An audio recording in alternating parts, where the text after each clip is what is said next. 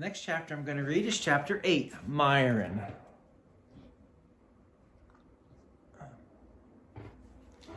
I'm not sure where Sobe went. Let's see if he'll come up and join us. Sobe, you want to come up here? Come on up. Up. Come here. Come say hi to everybody. Want to say, here's a treat. Come on up. Chapter 8, Myron. Myron had big ears. He was elected class president. The children in Mrs. Jewell's class expected him to be a good president. Other presidents were good speakers. Myron was even better. He was a good listener. But he had a problem. He didn't know what a class president was supposed to do. So he asked, "What am I supposed to do? It's a difficult job," said Mrs. Jewell. "But you can do it. You must turn the lights on every morning and turn them off at the end of the day." "What?" asked Myron. "As class president, you must learn to listen," said Mrs. Jewell. "I'll repeat myself only one more time. You must turn the lights on every morning." "I heard you the first time," said Myron. "It just doesn't sound like much of a job." "It certainly is," said Mrs. Jewell. "Without light, I can't teach, and the children can't learn. Only you can give us that light. I think it's a very important job." "I guess so," said Myron. He wasn't convinced. "Here, let me show you how to work a light switch," said Mrs. Jewell. "I already know how," said Myron. "I've been turning on lights on and off all my life." "Very good," said Mrs. Jewell. "You'll make a fine president." Myron wanted to be the best president ever, but it was such an easy job, he thought, that anybody could do it. When school let out that day, Myron stayed behind.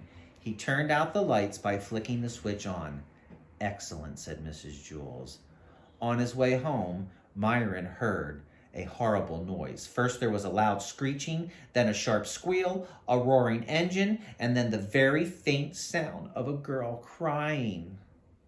Myron ran to see what had happened. Dana was bent over. "What's the matter?" asked Myron. "My dog Pugsy was hit by a car," Dana cried. "Who did it?" asked Myron. "I don't know," Dana sobbed. "They sped away." "Well, that's not important," said Myron. "We've got to try to save Pugsy." Looks like Sobe is getting a little upset in this chapter. "I don't know," Dana sighed. "They sped away." "Well, that's not important," said Myron. "We've got to try to save Pugsy." Pugsy lay unconscious in the street.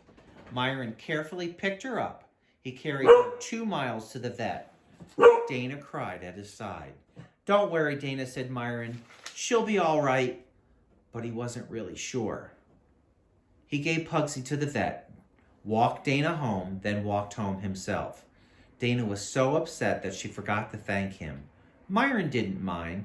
He thought that's what being class president was all about. The next morning, before he went to school, Myron went to Dana's house. Pugsy was there. She seemed all right.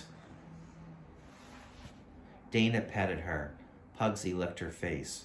"See, Myron, she's all right," said Dana.